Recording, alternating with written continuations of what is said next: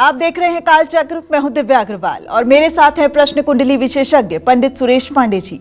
बहुत बहुत स्वागत है पंडित जी आपका। धन्यवाद।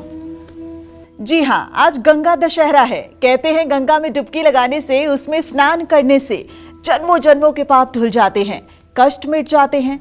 लेकिन क्या आपको पता है कि घर और कार्य क्षेत्र में रखा गंगा जल भी ग्रहों के बुरे प्रभावों को कम करके आने वाले परेशानियों से आपको बचाता है?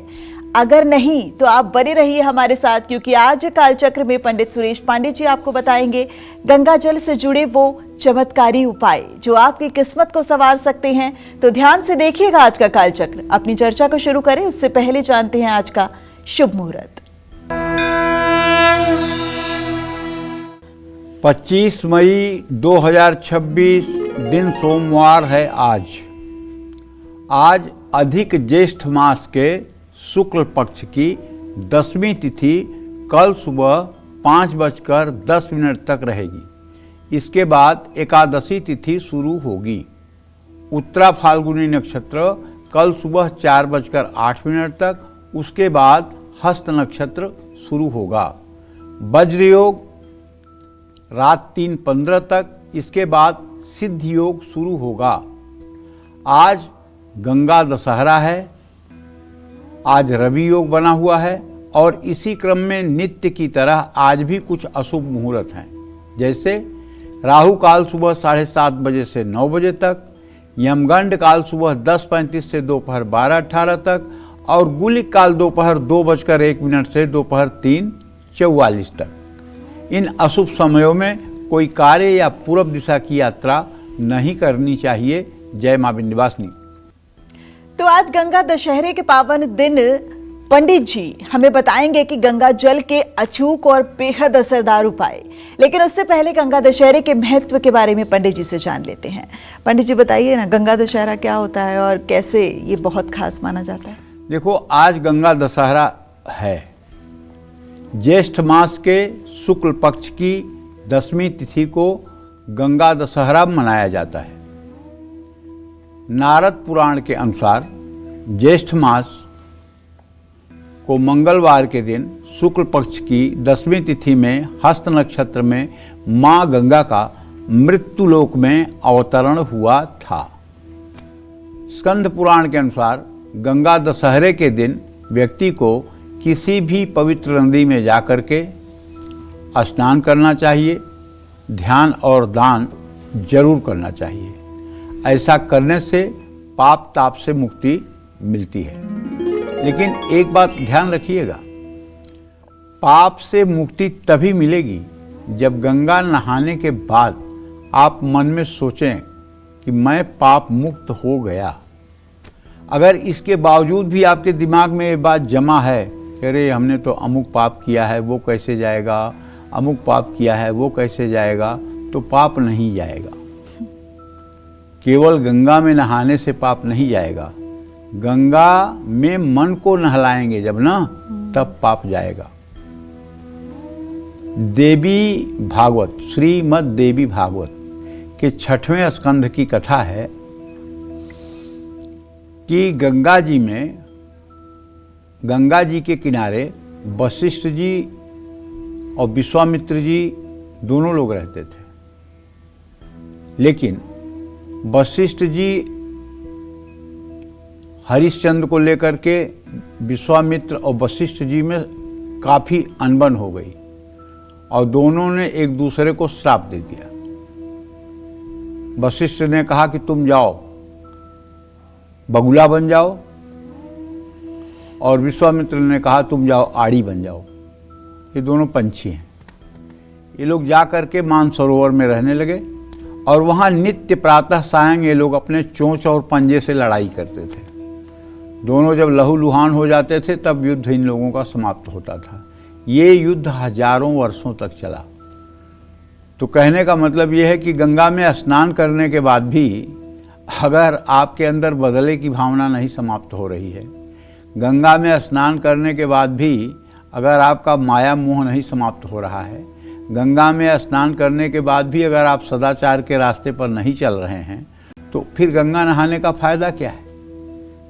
गंगा के लिए तो ये कहा गया है कि गंगे तो दर्शनार्थ मुक्ति, हे माँ गंगा, तुम्हारे दर्शन से मुक्ति मिल जाती है। एक बार अमावस्या पर गंगा स्नान करने के लिए बहुत भीड़ उमड़ी हुई थी और हरिद्वार के लिए भगवान शिव जो है आकाश मार्ग से माँ पार्वती के साथ जा रहे थे। माँ पार्वती ने कहा कि भगवान, आप देखते हैं कितने लोग गंगा में स्नान करेंगे और कितना पुण्य कमाएंगे। भगवान शिव ने माता पार्वती से कहा कि ये सब स्नान करने नहीं जा रहे हैं गंगा में, ये लोग पानी में नहाने जा रहे हैं। कुछ ही लोग होंगे जो गंगा में नहाएंगे, सब नहीं नहाएंगे। कहें ऐसे कैसे, सब तो गंगा में ही नहाएंगे। कहें तुम्हें विश्वास नहीं है तो देख लो। तो प्रभु की इच्छा से, भगवान शिव की इच्छा से हरिद्वार में बरसात हो गई। बरसात हो गई तो पूरे हरिद्वार में कीचड़ हो गया। तो उन्होंने कहा कि चलो अब एक तुम्हें दिखाते हैं। तो एक छोटा सा कीचड़ से सना हुआ गड्ढा था, उसमें भगवान शिव बूढ़े का रूप पकड़ करके जा करके उस गड्ढे में गिर गए और माँ पार्वती वहीं बगल में बैठ करके भगवान शिव ने जैसे समझाया था वैसे आने जाने वाले लोगों को, जो लोग गंगा स्नान करके वापस आ रहे थे, उनसे कहती थी भैया मेरे पति को इस गड्ढे से निकाल दो। तो जब कोई खड़ा हो जाता था निकालने के लिए तो कहती थी भैया मेरे पति निष्पाप हैं, अगर आपने कोई पाप किया होगा और आप इनको छुएंगे तो आप जल जाएंगे। तो लोग आगे बढ़ जाते थे। ये क्रम सुबह 10 बजे से लेकर के 4 बजे तक चलता रहा। लोग खड़े होते थे निकालने के लिए, लेकिन जब माता पार्वती की ये बात सुनते थे तो लोग आगे बढ़ जाते थे। एक नौजवान लड़का आया 18-19 साल का, उससे भी माता पार्वती ने कहा, उसने कहा हाँ जरूर निकाल दूंगा, अभी निकालता हूँ। तो बोले भैया लेकिन मेरे पति तो निष्पाप हैं, आपने अगर कोई पाप किया होगा तो आप मत छूइएगा, नहीं तो आप जल जाएंगे। अरे कहन मैया छोड़ो पाप पुण्य, अभी अभी गंगा नहा के आ रहा हूँ, अब कौन सा पाप मेरे पास बचा है। और पहुँचा, शिव जी को उठाया और गड्ढे से बाहर कर दिया। तो भगवान शिव ने पार्वती से कहा कि देखा किसने गंगा नहाया, यही एक गंगा नहाने वाला आया। तो मन को भी ये विश्वास होना चाहिए कि हमने गंगा में डुबकी लगा ली, अब सारे पाप ताप नष्ट हो गए।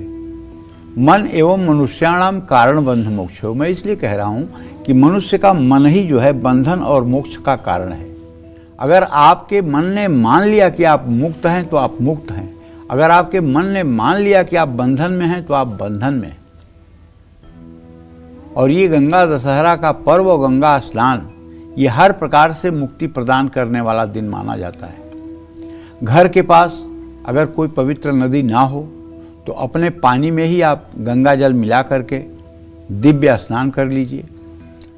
आज गंगा स्नान करते हुए, गंगा जल के पानी में मिला करके या स्नान करते हुए अगर गंगा स्त्रोत का पाठ आपको नहीं भी आता हो तो आप केवल एक चीज़ बोलिए ना, हर हर गंगे, हर हर गंगे, हर हर गंगे, काल हर, कंटक हर, दुख हर, दारिद्र हर, हर हर गंगे, ऐसा उच्चारण करिए। आज जिस भी चीज़ का दान करें उसकी संख्या 10 में होनी चाहिए। आज आपको किसी शिवालय में जाकर भगवान शिव का दिव्य गंगा जल से अभिषेक करना चाहिए। आज भगवान श्री हरि विष्णु की पूजा भी करनी चाहिए। आज अपने सामर्थ्य के अनुसार, सामर्थ्य का मतलब आपकी शक्ति हो, तो केला, नारियल, अनार, सुपारी, खरबूजा, आम, जल से भरी हुई सुराही, घड़ा या हाथ का पंखा, ये सब चीज़ें दान करने से लाभ मिलता है। आज के दिन किसी धर्म स्थान में एसी लगवा देने से, आज के दिन किसी मंदिर के निर्माण में कुछ सहयोग कर देने से, आज के दिन कोई मंदिर बन रहा है उसमें ईंट दान कर देने से, उसमें सीमेंट बालू दान कर देने से, उसमें कोई भी वस्तु दान कर देने से, आप जानते हैं आपको अक्षय पुण्य की प्राप्ति होगी। अगर आप किसी मंदिर निर्माण में आज आप सहयोगी हो जाएं तो ये आपके जीवन में अक्षय पुण्य होगा, कभी नष्ट न होने वाला पुण्य होगा। ऐसे में माँ गंगा की कृपा पाने के लिए गंगा जल का स्पर्श और सेवन भी होना चाहिए। विष्णु पुराण में लिखा गया है कि गंगा जी का नाम लेने से, गंगा, मैंने बताया ना, गंगे तव दर्शनार्थ मुक्ति, गंगा जी का नाम सुनने से, गंगा जी को देखने से, उनका जल सेवन करने से, उसमें स्नान करने से और 100 कोस से भी गंगा का नाम उच्चारण करने से मात्र से मनुष्य के 3 जन्मों तक के पाप नष्ट हो जाते हैं। तो कहने का आशा ये है कि बड़ा पावन पर्व है। आज संभव हो तो गंगा में स्नान करें, अगर न संभव हो तो घर में गंगा जल तो होगा ही। हर सनातनी के घर में गंगा जल तो होना ही चाहिए। इसलिए जल में ही गंगा जल डाल करके हर हर गंगे कहते हुए स्नान करना चाहिए और अपनी दैनिक दिनचर्या को यथावत जारी रखना चाहिए। जय मां विंध्यवासिनी। तो आज गंगा दशहरा है और गंगा दशहरे के बारे में और अद्भुत चीजें पंडित जी से जानेंगे, लेकिन राशि अनुसार अपनी चर्चा की शुरुआत करते हैं और अब मेष राशि के राशिफल की बात करते हैं। कैसी रहेगी मेष राशि के जातकों की आर्थिक स्थिति, कामकाज, रिश्ते और सेहत, साथ ही क्या है आज का उपाय, शुभ अंक और शुभ रंग, जानते हैं। देखिए, मेष राशि के जातकों को बताना चाहूँगा, इसमें बड़ा अच्छा संयोग ये है कि आपके राशि में आपका राशि स्वामी मंगल गोचर कर रहा है 10 अंश 29 कला पर, लेकिन ये अभी नीच के नवमांश में है और आपके द्वितीय भाव में सूर्य बुध की स्थिति है और आपके पराक्रम स्थान में बृहस्पति शुक्र की स्थिति है। आपको पैसा कमाने का तो नया अवसर मिलेगा, इसमें कोई संदेह नहीं, और आज आपको परिश्रम का पूरा फल भी मिलेगा। और सबसे बड़ी बात है कि आज दोस्तों का पूरा सहयोग मिलेगा, लेकिन ज़्यादा काम की वजह से थकान महसूस हो सकती है, इसलिए कि आपका 10वें भाव का स्वामी व्यय भाव में शनि है। व्यर्थ के बाद विवाद से आपको बचना चाहिए और अपने घर के मुख्य द्वार के पास अगर अभी तक स्वास्तिक का चिन्ह नहीं बनाया हुआ है तो पीले सिंदूर और गाय के घी से या चमेली के तेल से, जहां आपका मेन एंट्रेंस गेट है उसके बाहर दाहिने बाएं दोनों तरफ स्वास्तिक का छोटा छोटा चित्र सुंदर कलात्मक ढंग से बनाना चाहिए और उसकी पूजा भी करनी चाहिए। इससे घर में सकारात्मक ऊर्जा का संचार होता है। जय मां विंध्यवासिनी। तो वृषभ राशि के राशिफल की बात करें उससे पहले पंडित जी, चूंकि आज गंगा दशहरा है और बहुत बड़ी संख्या में लोग जो है वो गंगा में स्नान करने, डुबकी लगाने जाते हैं, लेकिन क्या हम घर बैठकर गंगा जल से जो अगर हम स्नान कर लें तो क्या वही फल नहीं मिल सकता जो वहां पहुंचकर लोगों को स्नान करने से मिल जाता है? वही फल मिल जाएगा, वही फल मिल जाएगा। अच्छा। इसी को हम कहते हैं चित्त शुद्धि का तीर्थ में स्नान। गंगा में नहा लीजिए, आप जाके मानसरोवर में नहा लीजिए, सरयू में नहा लीजिए, नर्मदा में नहा लीजिए, लेकिन जब तक आप चित्त शुद्धि का तीर्थ में स्नान नहीं करेंगे तब तक आपकी मुक्ति नहीं होगी। चित्त शुद्धि का तीर्थ क्या है? वह तीर्थ जिसमें चित्त की शुद्धि होती हो। वो तीर्थ क्या है? वो तीर्थ है भगवत प्राप्त महात्माओं की वाणी, भगवत प्राप्त संतों का सदुपदेश। वो तीर्थ है हमारा रामचरितमानस, हमारी श्रीमद् भगवत गीता, हमारा श्रीमद् भागवत महापुराण। वो तीर्थ है भक्तमाल की किताब, वो तीर्थ है श्रीमद् देवी भागवत महापुराण, वो तीर्थ है महाभारत, वो तीर्थ है हमारे 18 महापुराण। ये सब तीर्थ हैं। मतलब इसका ज्ञान होना चाहिए। इसका ज्ञान नहीं होना चाहिए, ये मन में उतर जाना चाहिए। देखो, 2 प्रकार का ज्ञान होता है। एक तो ज्ञान ऐसा होता है कि आदमी को पढ़ा लिखा खूब है, ज्ञान बहुत है, उपदेश बहुत झाड़ेगा, आपको बहुत उपदेश अच्छे अच्छे मीठे मीठे करेगा, लेकिन अगर जो बात वो कह रहा है वही बात उसके आचरण में आप ढूंढोगे तो आपको दूरबीन लेकर दिखाई नहीं देगा। आपसे कहेंगे कि माया मोह में मत पड़िए, ये संसार में न कोई कुछ लेके आया है न कोई कुछ लेके जाएगा, माया मोह के चक्कर से बाहर निकलिए, लेकिन स्वयं धन के पीछे भागते रहेंगे। मतलब करनी और कथनी में फर्क। हाँ, तो कहने का मतलब ये है कि हमें अगर मानसिक रूप से हम गंगा स्नान कर लें, और गंगा नहीं पहुंच सकते हैं, मानसिक रूप से गंगा स्नान कर लें, त्रिवेणी में मानसिक रूप से स्नान कर लें। अच्छा देखो, इतना सुंदर। त्रिवेणी क्या है? गंगा और जमुना, पश्चिम से आकर के जमुना हरे रंग का पानी लेकर और पूरब से आकर के गंगा, जी। जहाँ मिलती हैं दोनों पानी का जहाँ मेल होता है, वहीं कहते हैं कि गुप्त सरस्वती प्रकट होती हैं, ठीक है ना, और वहीं स्नान करने से मुक्ति मिलती है, ठीक है। ठीक है। तो अब शरीर में देखो, बाईं नासिका का छिद्र जो है ये गंगा नाड़ी है, और दाहिनी नासिका का छिद्र जो है ये यमुना नाड़ी है, ठीक है।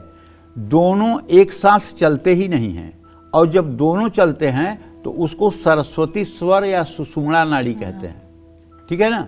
और उसी समय मनुष्य की समाधि लगती है, जब दोनों नासिका के छिद्रों से श्वास एक जैसी चलती है तो इसी को सुषुम्ना नाड़ी कहते हैं। उस समय आपकी समाधि लग जाती है, और ये सुषुम्ना नाड़ी स्वतः से ब्रह्म मुहूर्त में, मध्याह्न काल में, सूर्यास्त के समय और मध्य रात्रि में 4 बार ये सुषुम्ना नाड़ी का 4 मिनट के लिए स्वयं उदय होता है।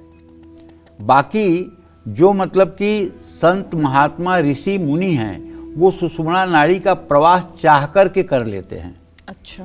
और ये सुषुम्ना 2 स्थितियों में प्रकट होती है, या तो आप जरूरत से ज़्यादा प्रसन्न हो जाएं, या जरूरत से ज़्यादा आप क्रोधी हो जाएं। दोनों स्थितियों में सुषुम्ना चलती है।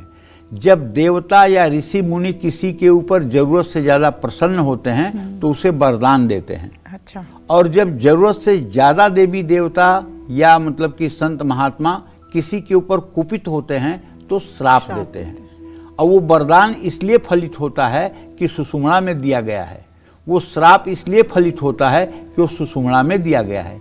इसीलिए हमारे यहाँ कहते हैं, बचपन से हम सुनते आ रहे हैं, भैया किसी के लिए बुरा मत बोलो, पता नहीं जबान पे कब सरस्वती बैठी हो।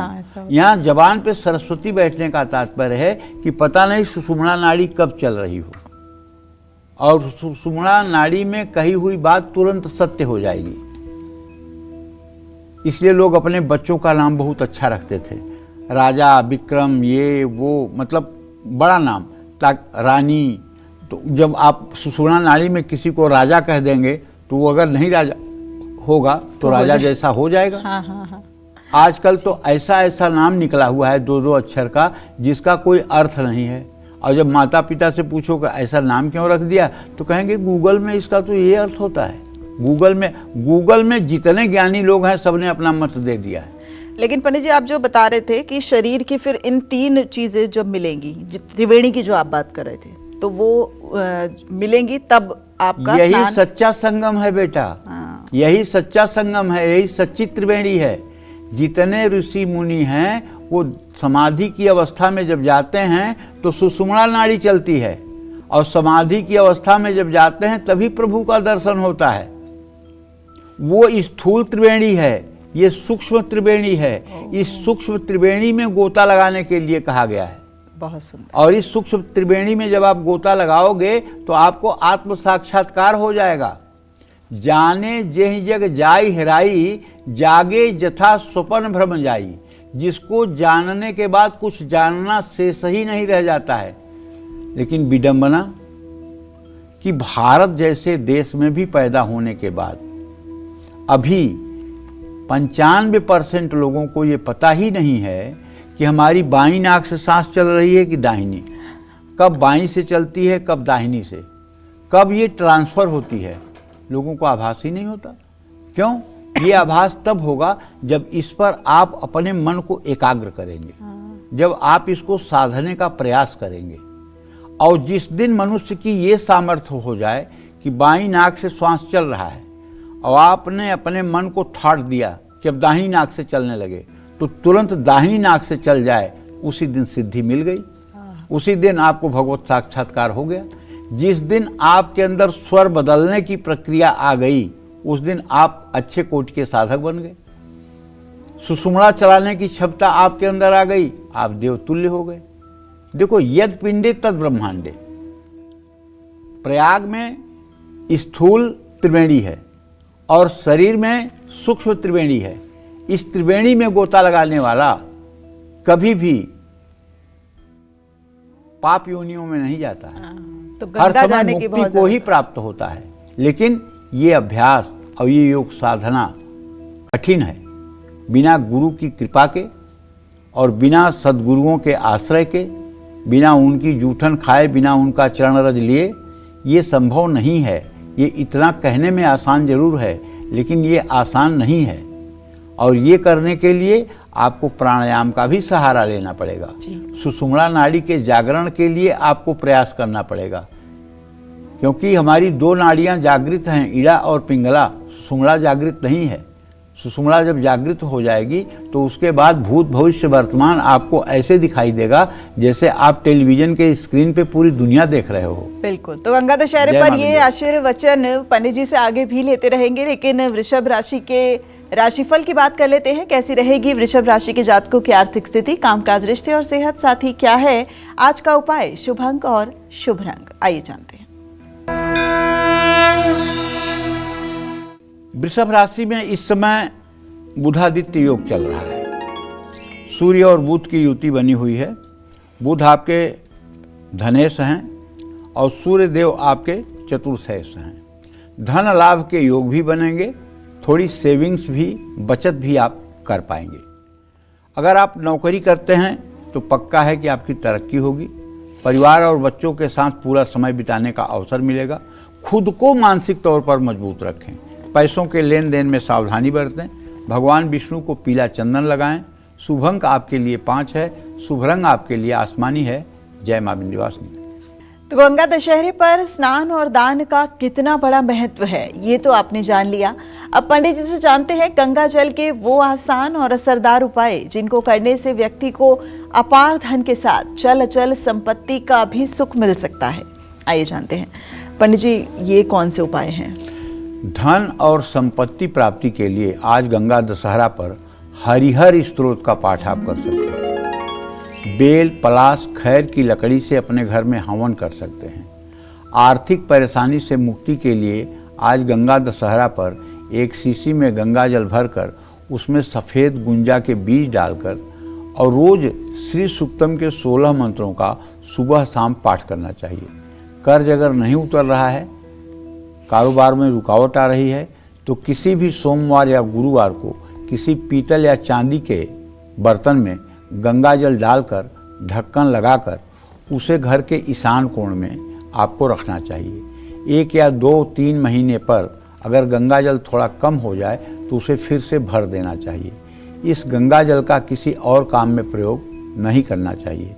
जब तक गंगा जल घर में रखा होगा, सुख समृद्धि हर समय घर में रहेगी। माँ लक्ष्मी की कृपा पाने के लिए गंगा जल में कच्चा दूध मिला करके भी आप स्नान स्वयं भी कर सकते हैं। इसका आपको पुण्य प्राप्त होगा। जय मां विंध्यवासिनी। चलिए अब बात करते हैं मिथुन राशि के राशिफल की। कैसा रहेगा मिथुन राशि के जातकों का आज का पूरा दिन, आइए जानते हैं। मिथुन राशि के जातकों को बताना चाहूंगा कि आपके राशि में इस समय बृहस्पति और शुक्र दोनों ग्रह गोचर कर रहे हैं। आपके भाग्य भाव का स्वामी शनि चतुर्थ दशम की स्थिति आपके राशि से बना रहा है। ऐसे में आपका पैसा दवाइयों पर खर्च हो सकता है, मेडिकल में खर्च हो सकता है। लेकिन काम को लेकर के आप कोई नई योजना बना सकते हैं। आज पारिवारिक मामले भी सुलझ जाएंगे। आज पूरे दिन आप स्वस्थ रहेंगे। जल्दबाजी में कोई बड़ा फैसला न लें। आज सुंदरकांड का पाठ करें।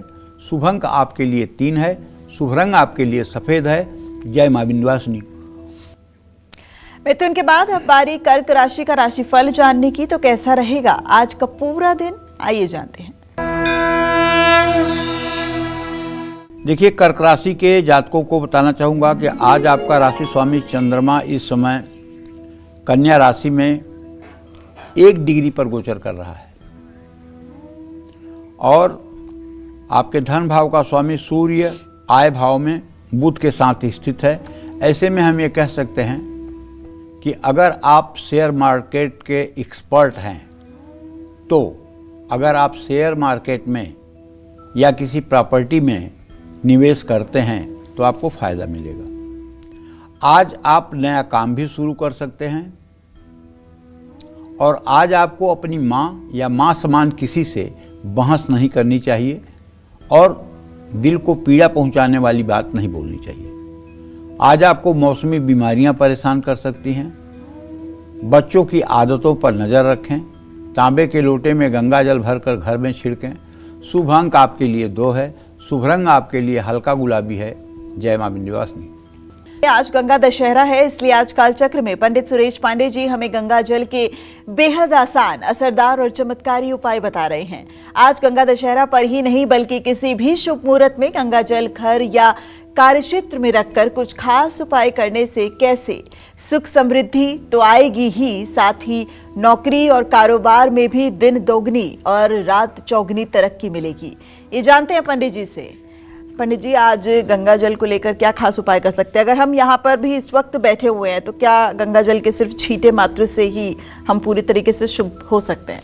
विश्वास करो दिव्या, अगर आप गंगा जल नहीं भी आपके पास है और आंख मूंद करके आप पवित्र गंगा का ध्यान करिए और आप सोचिए कि आप हरिद्वार में खड़ी होकर के हर की पैड़ी पर गंगा के अविरल धारा को देख रही हैं, काशी में खड़ी होकर दशाश्वमेध घाट पर गंगा जी को देख रही हैं, ऋषिकेश में आप गंगा जी को देख रही हैं, या कहीं भी आप गंगा जी का दर्शन कर रही हैं, उनके बहाव को आप महसूस कर रही हैं और उसमें श्वेत परिधान में, सफ़ेद रंग के परिधान में दिव्य करोड़ों सूर्य की आभा से युक्त माँ जगत जननी जगदम्बा गंगा मैया, उनका आप दर्शन कर रही हैं, आप विश्वास करिए जीते जी आपको स्वर्ग हो जाएगा।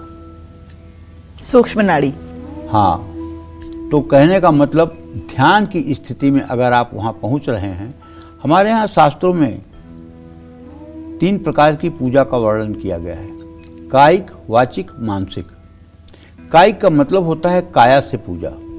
जैसे हम गंगा जी के किनारे जाएं, अगर गंगा जी के किनारे गंदगी है, किसी ने प्लास्टिक फेंका है, किसी ने पुराने कपड़े फेंके हैं, किसी ने जूता चप्पल छोड़ दिया है, तो हम सब इकट्ठा करके उसे कूड़ेदान में डाल करके वहाँ की गंदगी को हटाएं। ये कायिक सेवा है, मतलब काया से, शरीर से सेवा है। ये इससे भी गंगा जी प्रसन्न होंगी, ये कायिक सेवा है। वाचिक सेवा, गंगा में स्नान करके गंगा के किनारे बैठ करके गंगा स्त्रोत का गायन करना, भगवान शिव के स्त्रोत का गायन करना, गंगा स्तुति करना, ये वाचिक सेवा है।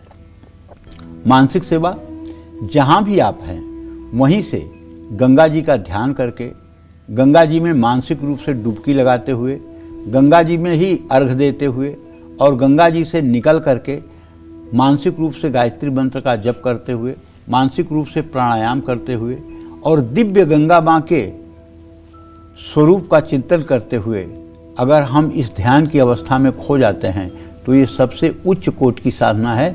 इसका नाम है मानसिक सेवा। और मानसिक पूजा जो होती है ये सबसे बड़ी पूजा होती है। 3 प्रकार के मंदिर हैं दिव्या। एक मंदिर तो है जो घर के बाहर है, दूसरा मंदिर है जो घर के अंदर है और तीसरा मंदिर है जो मन मंदिर है। अगर आप बाहर के मंदिर में न भी जाइए, घर के मंदिर में न भी बैठिए, लेकिन अगर आप मन के मंदिर में रोज जाते हो और मन के मंदिर में रोज 10-20 मिनट का आप समय देते हो तो आप जीत गए हो जंग। आपको कोई रोक नहीं पाएगा, क्योंकि इसी मंदिर का उजाला आपके जीवन को और आपके व्यक्तित्व को बदलता है। गोस्वामी जी कहते हैं, रामचरितमानस के अंत की चौपाई बता रहा हूं तुम्हें, कामी ही नारी पियारी जिमि लोभी प्रिय जिमि दाम तिमि रघुनाथ निरंतर प्रिय लागई मोहिराम। कामी पुरुष जो होता है उसके चिंतन में हर समय स्त्रियां चलती हैं।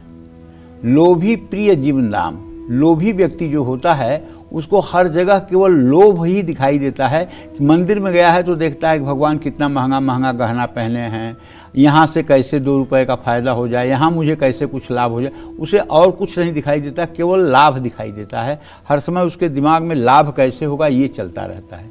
लोभी प्रिय जिमिदाम तिमि रघुनाथ निरंतर। जैसे कामी के बिना चिंतन किए स्त्रियां उसके मस्तिष्क में रहती हैं, लोभी के बिना चिंतन किए लोभ उसके मन में रहता है, उसी तरह से मेरे बिना चिंतन किए राम हर समय हमारे चिंतन में बने रहें, ये गोस्वामी तुलसीदास जी कहते हैं। ठीक है, तो उसी तरह से जब हम मानसिक सेवा में होते हैं तो मानसिक सेवा में मुरारी पादार्पित चित्तवृत्ति, जब हम माँ गंगा का स्वरूप ध्यान करते हैं और माँ गंगा का वह चलचित्र जब हमारे हृदय प्रदेश में अवतरित होता है तो हमारा रोम रोम नहीं 72,000 नाड़ियाँ पवित्र हो जाती हैं। तो क्या मानसिक सेवा से सारे पाप भी धुल जाएंगे? बिल्कुल धुल जाएंगे। पाप की क्या औकात, पाप तो कुछ है ही नहीं है, पुण्य कुछ है ही नहीं है। आपने माना है पाप है इसलिए पाप है। एक कहानी बता रहा हूं तुम्हें। जो मदिरा पीता है, सुनो जो सुनो धूम्रपान- सुनो, मदिरा पीना कोई पाप नहीं है। पहले सुनो, मदिरा पीना पाप होगा लेकिन मदिरा पीना पाप नहीं है, ठीक है ना। वो एक अशुभ कर्म कर रहा है, ठीक है ना। एक मतलब कि आदमी राज दरबार में चोरी किया और चोरी करके चोरी का सामान लेकर भगा और भाग करके उसको राजा के सिपाहियों ने पहचान लिया और भाग करके एक जगह संत की कथा हो रही थी, उसी कथा के बीच में जाकर के वो भी बैठ गया, कथा सुनने लगा। तो वो राजा के सिपाही ढूंढ ढांड करके नहीं पाए तो वापस चले गए।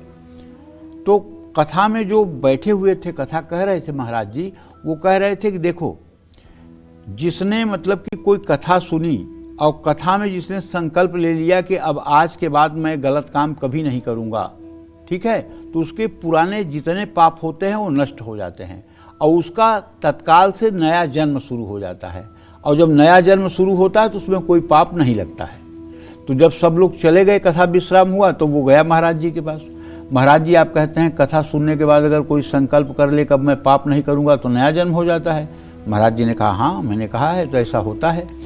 बोले महाराज जी, तो मैं तो चोर हूँ और मैं तो इतना देखिए सोना चांदी चुरा के लाया हूँ, तो ये आप सोना चांदी ले लीजिए और आज से हमारा नया जन्म हो जाए। तो महाराज ने कहा मैं क्या करूँगा सोना चांदी लेकर के, ले जाओ, तुम्हें जिस ज़रूरतमंद को महसूस हो उसको बांट दो, लेकिन तुम्हारा आज से नया जन्म हो गया। बोले पक्का? कहन हाँ। अब वो गया, बाल ओल मुड़वाया और पीला उला कपड़ा पहना और साधु बन करके घूमने लगा। डर खत्म हो गई, पाप मेरा खत्म हो गया। और राजा के सिपाही ढूंढ रहे थे, पकड़ लिए और पकड़ कर राजा के सामने ले गए। बोले कि महाराज यही चोर है, हम लोग पहचाने हैं, आज ये बहुरूपिया बन करके और साधु महात्मा बनकर घूम रहा है और मतलब कि महाराज इसको दंड दीजिए, यही चोरी किया है, हम लोगों ने खूब पहचाना है इसको। तो उससे पूछे राजा, क्या तुमने चोरी किया है? तो उसने कहा इस जन्म में मैंने चोरी नहीं किया है, पहले जन्म में किया हो तो मैं नहीं जानता हूँ। बोले अच्छा। तो उस राजा के यहाँ एक परंपरा थी कि हाथ में घी लगा दिया जाता था गाय का और एक मुलायम पीपल का पत्ता रख करके कच्चे सूत से बांध दिया जाता था और लोहे की एक गरम सलाखा जो है उसके हाथ पे रखी जाती थी। अगर सलाखे से वो सूत जल जाए या पीपल का पत्ता जल जाए तो वो चोर है, अगर कुछ ना जले तो वो चोर नहीं है। तो उसके हाथ पर इसी तरह से पीपल का पत्ता बांध करके और घी लगा करके कच्चे सूत से बांध करके सलाखा रखा गया। तो उसने कहा कि मैंने अगर इस जन्म में कोई पाप किया है तो मेरा हाथ जल जाए।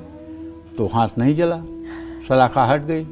तो राजा ने कहा कि तुम लोग एक निर्दोष आदमी को ले आकर के इस तरह से दंडित करवा रहे हो, तुम लोगों के ऊपर मतलब कि जो है हम सजा करेंगे। तो उसने कहा नहीं नहीं, इन लोगों को सजा मत करिए। कहें क्यों? कहें ये लोग सही भी कह रहे हैं, मैंने इस जन्म में पाप नहीं किया है, इसके पहले मैंने चोरी किया है। कहें क्या मतलब? तो उसने बताया कि मेरे गुरुजी ने ऐसे ऐसे किया है, इसके पहले तो चोरी मैंने ही किया था। बोले कौन है तुम्हारे गुरुजी? तो उसने बताया। उनके पास जाकर राजा ने भी उनसे गुरु मंत्र लिया, उनसे दीक्षा ली।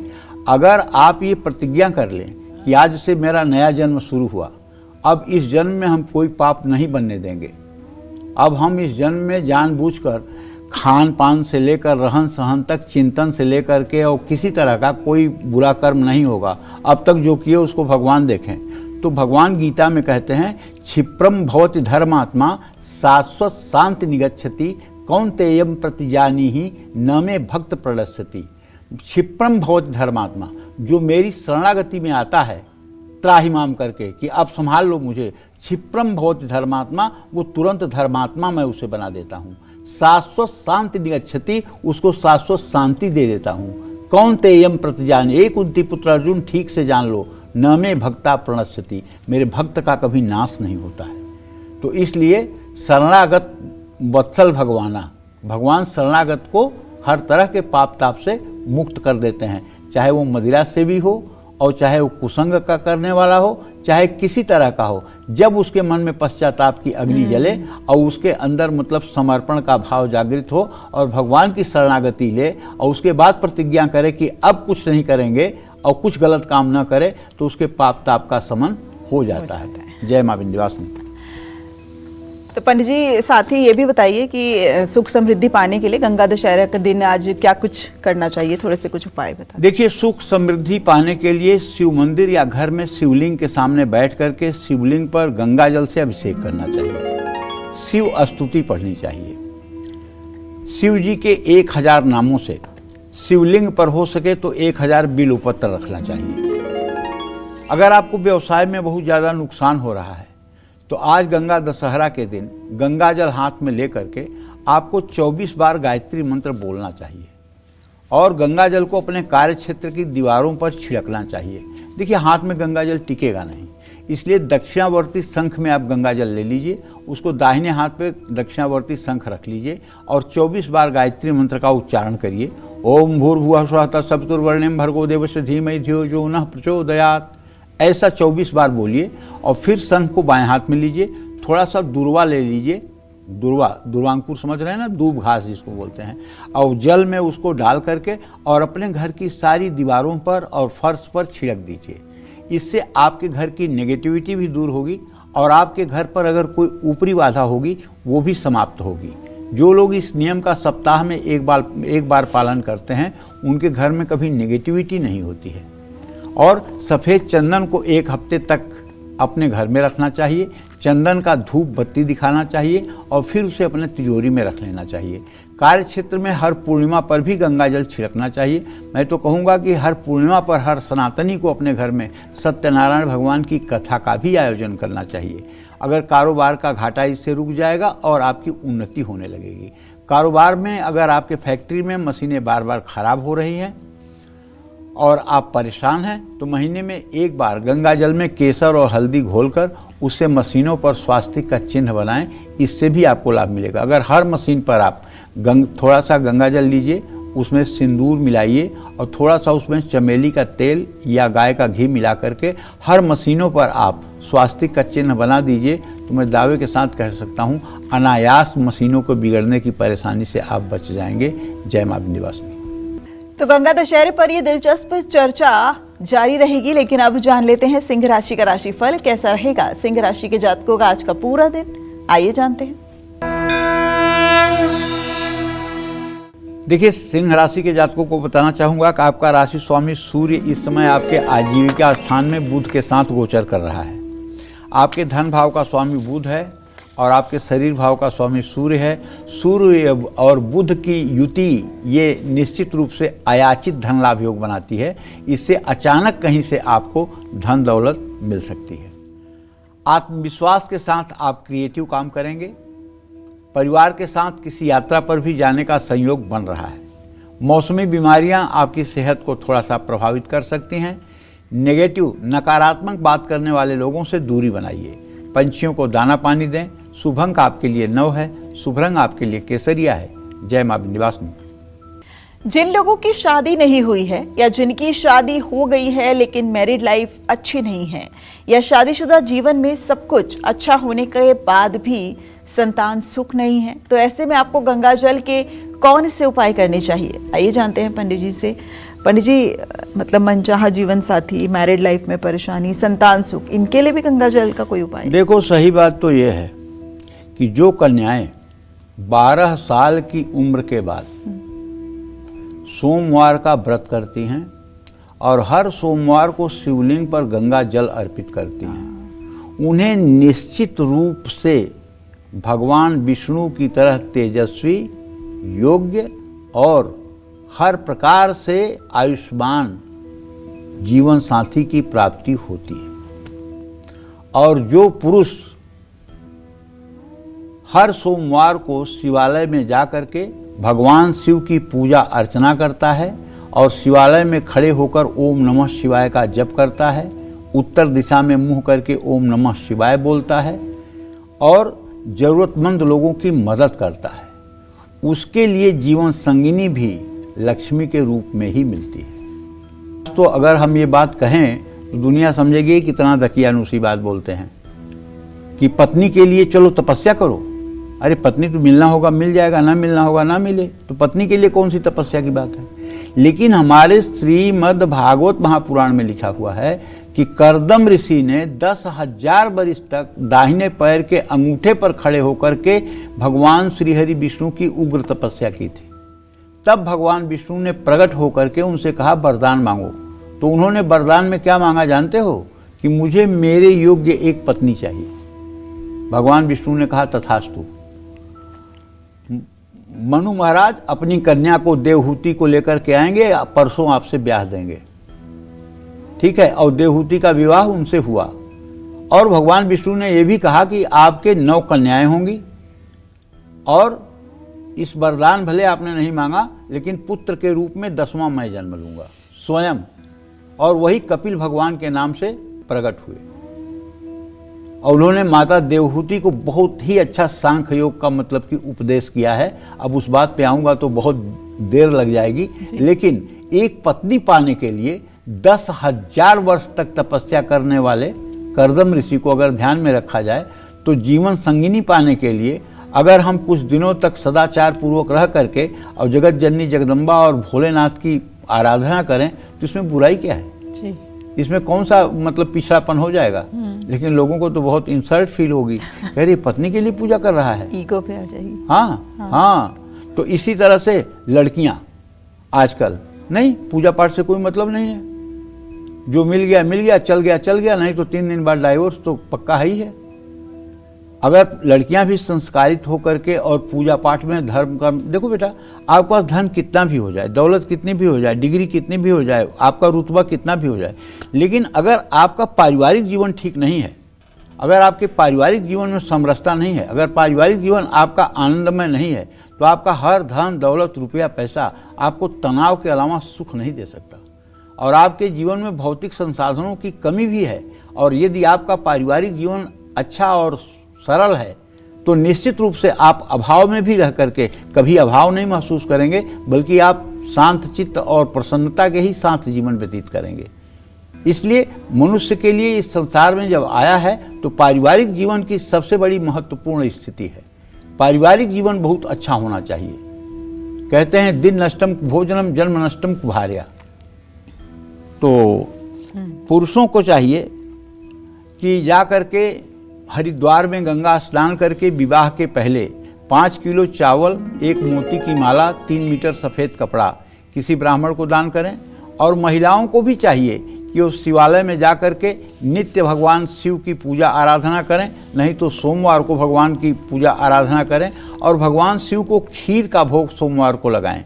ये उपाय अगर महिलाएं 16 सोमवार भी कर लें, तो उन्हें योग्य और अच्छा जीवन साथी मिलेगा। आज या किसी भी शुभ योग में मीठी रोटी बनाकर गंगा घाट पर पशुओं को खिलाना चाहिए। घर के मुख्य द्वार पर एक गंगा जली रखना चाहिए। शादी के बाद जब बेटी विदा हो रही हो, तो एक लोटे में गंगा जल थोड़ी सी हल्दी डालकर कन्या के सिर से 7 बार फेर कर उसके आगे फेंक दें। शादी हो गई है तो सुखी वैवाहिक जीवन की कामना के लिए गंगा दशहरे पर 2 लोटे लेकर उसमें गंगा जल भरकर एक सोने का टुकड़ा डालकर अपने घर में रखें। अपने वजन के बराबर चावल और अनाज का दान करें।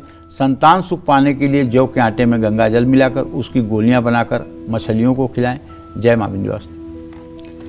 तो चलिए अब बात कर लेते हैं कन्या राशि के राशिफल की। कैसी रहेगी कन्या राशि वालों की आर्थिक स्थिति, कामकाज, रिश्ते और सेहत, साथ ही क्या है आज का उपाय, शुभ अंक और शुभ रंग। आइए जानते हैं।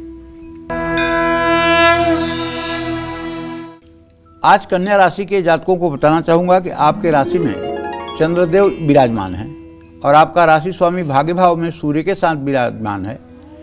व्यय भाव में केतु है। इसका मतलब है कि आज घरेलू खर्चा बढ़ेगा, संभल करके खर्च करिए। आज नई नौकरी के लिए बुलावा आ सकता है।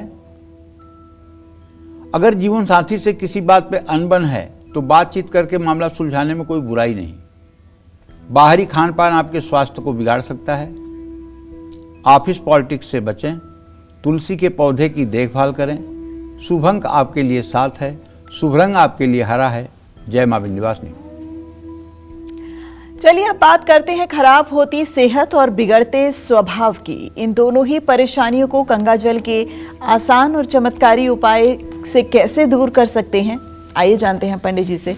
पंडित जी, खराब सेहत और मानसिक जो दुष्प्रभाव हो जाता है या मानसिक संतुलन नहीं बन पाता, उसको भी गंगाजल से दूर किया जा सकता है? कुछ भी गंगा जल से असंभव नहीं है संसार में, बशर्ते आपका श्रद्धा और विश्वास होना चाहिए। भवानी शंकरौ बंदे श्रद्धा विश्वास रूपिणौ। श्रद्धा और विश्वास नहीं है तो दुर्योधन के सामने भगवान कृष्ण खड़े थे, लेकिन वो कह रहा था बांध लो ग्वाले को। विदुरानी के अंदर श्रद्धा और विश्वास था तो केले का छिलका खिला दी। सबरी का विश्वास था तो उन्होंने जूठी बैर खा ली। श्रद्धा और विश्वास, शिशुपाल को पता था कि ये कृष्ण हैं, क्योंकि शिशुपाल के 4 हाथ थे, भगवान के ही देखने पर उसके 2 हाथ गायब हुए थे। और उस समय ज्योतिषियों ने बताया था कि जिसके देखने पर इसके 2 हाथ गायब हो जाएंगे वही इसकी मृत्यु का कारण बनेगा। तो भगवान कृष्ण की बुआ ने, शिशुपाल की माँ ने उनसे वचन लिया था कि बेटा तुम मेरे बेटे को नहीं मारोगे। भगवान ने कहा था हाँ बुआ, इसकी 100 गलतियों तक इसको नहीं मारूंगा। तो बोली 100 गलती करेगा ही क्यों हमारे भतीजे से। और जब 100 गालियाँ पूरी हुई तो चक्र सुदर्शन चल गया। शिशुपाल और दंतवक्त का क्या हश्र हुआ इतिहास जानता है। तो कहने का आशय ये है कि श्रद्धा विश्वास अगर आपके अंदर है तो गंगा जल क्या, सामान्य जल भी आपके लिए चमत्कारी और अमृत हो सकता है। लेकिन श्रद्धा नहीं है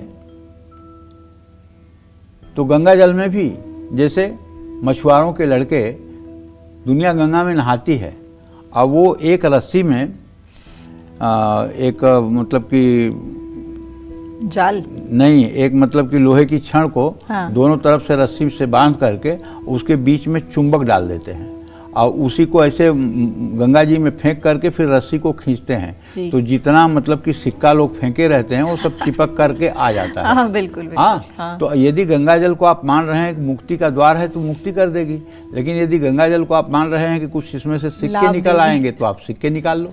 बिल्कुल। वो जैसी आपकी भावना, जाकी रही भावना जैसी, हरि मूरत देखी तिन तैसी।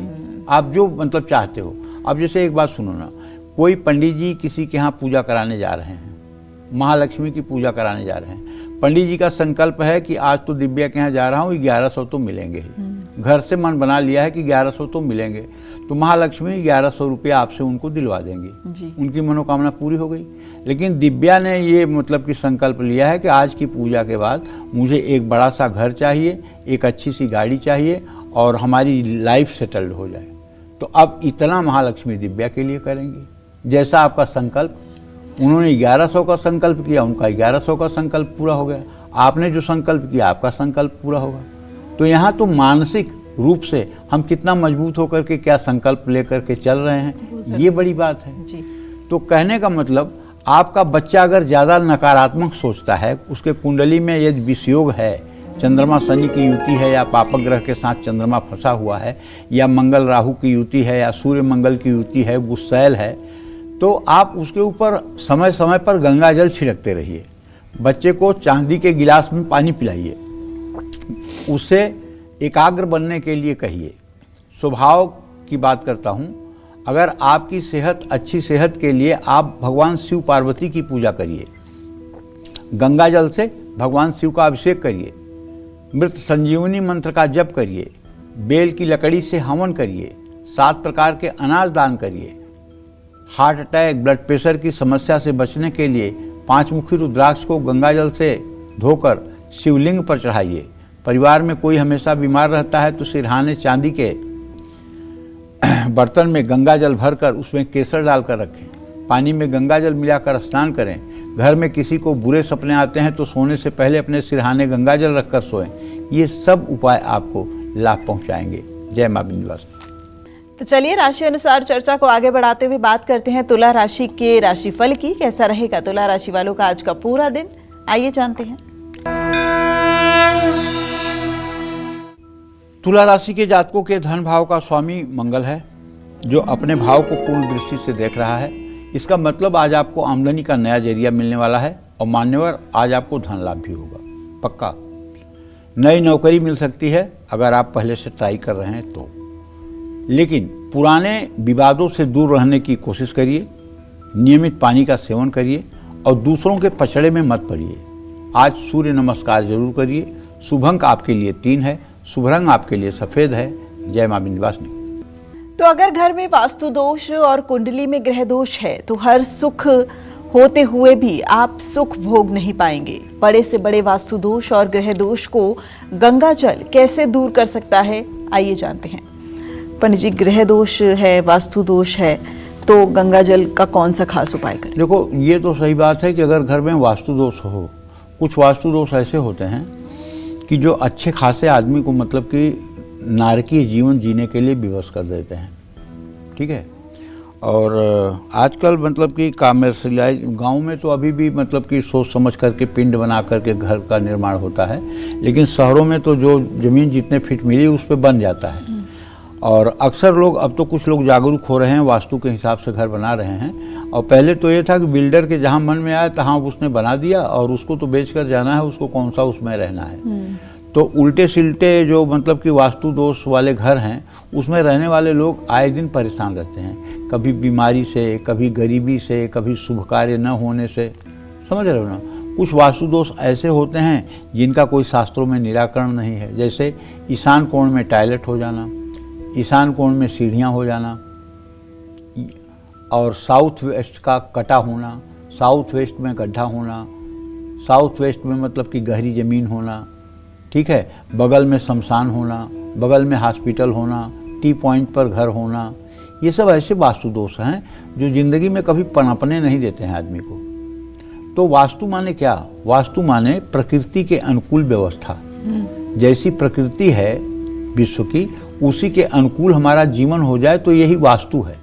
तो अगर वास्तु दोष है आपके घर में भी, तो मैं बताना चाहूँगा कि घर के वायव्य कोण यानी उत्तर पश्चिम दिशा में अगर वायव्य कोण में दोष है तो हर रोज या सोमवार को गंगा जल में कच्चा दूध मिला करके आपको शिवलिंग पर अभिषेक करना चाहिए।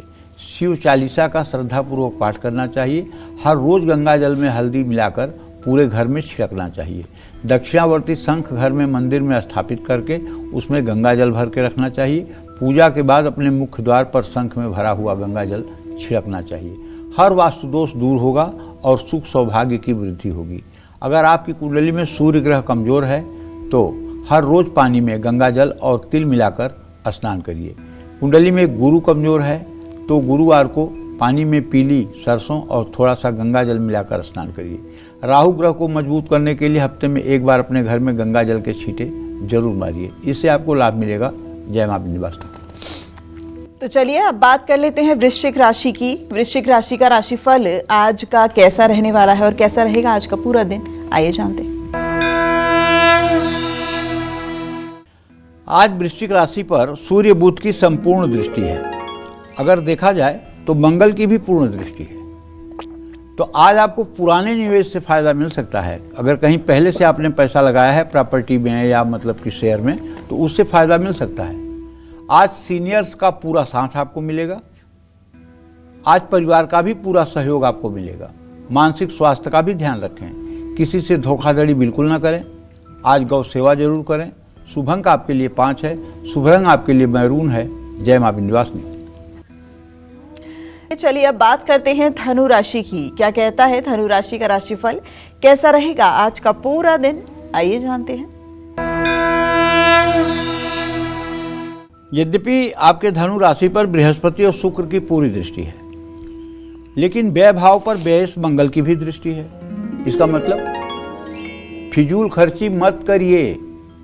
वाहवाही में आकर के, दिखावा में आकर पैसा खर्च मत करिए। और किसी बड़े काम में सफलता आपको मिलेगी। पारिवारिक समस्या कुछ बढ़ सकती है। और हाँ, लापरवाही मत करिएगा, चोट चपेट भी लग सकती है। आज गुस्से पर नियंत्रण रखें। गाय को हरा चारा खिलाएं। शुभ अंक आपके लिए 1 है। शुभ रंग आपके लिए पीला है। जय मां विंध्यवासिनी। चलिए अब बात करते हैं मकर राशि के राशिफल की। तो मकर राशि वालों के लिए कैसा रहने वाला है आज का पूरा दिन, आज उनका भाग्य कितना मजबूत है, आइए जानते हैं। देखिए, अगर आपकी भी मकर राशि है तो श्रीमान आप जान लीजिए कि आपके धन भाव पर राहु और पराक्रम के स्थान में शनि और सुख के स्थान में मंगल और संतान भाव में सूर्य बुध की युति है। बृहस्पति शुक्र आपके रोग शत्रु स्थान में है, तो ऐसे में स्वाभाविक है गाड़ी या ज्वेलरी पर पैसा खर्च होगा। काम से जुड़ी आपको यात्रा भी करनी पड़ेगी। गलतफहमी की वजह से रिश्ते भी खराब हो सकते हैं। अगर आप हाई ब्लड प्रेशर या लो ब्लड प्रेशर के पेशेंट हैं तो आपको अपने ब्लड प्रेशर को मॉनिटर करना चाहिए। बड़े बुजुर्गों का अपमान तो बिल्कुल नहीं करना चाहिए। मंदिर में 10 हनुमान चालीसा की पुस्तक ले जा करके दे दीजिए। शुभ अंक आपके लिए 8 है, शुभ रंग आपके लिए नारंगी है। जय मां विंध्यवासिनी। और अब जानते हैं कुंभ राशि का राशिफल। तो जानते हैं कुंभ राशि वालों का भाग्य आज कितना मजबूत है। कुंभ राशि के जातकों को बताना चाहूंगा कि आपकी राशि में राहु की स्थिति है, धन भाव में शनि है, तो ऐसे में कोई कारोबारी डील तो आपको लाभ पहुंचा सकती है। ऐसा इसलिए कह रहा हूं कि मंगल की स्थिति जो है आपके दशम भाव को है पूरी दृष्टि। ऑफिस में आज आपकी दिन भर व्यस्तता बनी रहेगी। पारिवारिक विवादों को समझदारी से सुलझाने की कोशिश करिए और मन को शांत रखिए, स्वास्थ्य अच्छा रहेगा। जल्दबाजी में प्रॉपर्टी ना खरीदें। शनि मंदिर में सरसों के तेल का दिया जलाएं। शुभ अंक आपके लिए 4, शुभ रंग आपके लिए ग्रे। जय मां विंध्यवासिनी। और अब बात मीन राशि के राशिफल की। तो जानते हैं मीन राशि वालों का भाग्य आज कितना मजबूत है। मीन राशि के जातकों को बताना चाहूंगा कि देखिए आपके राशि में शनिदेव हैं और आपके 12वें भाव में राहु है। अगर आप ऑनलाइन बैंकिंग का काम करते हैं तो जरा सावधानी बरतिएगा, ऑनलाइन स्कैम से बचिएगा। ऑफिस में ज़्यादा काम करना पड़ेगा।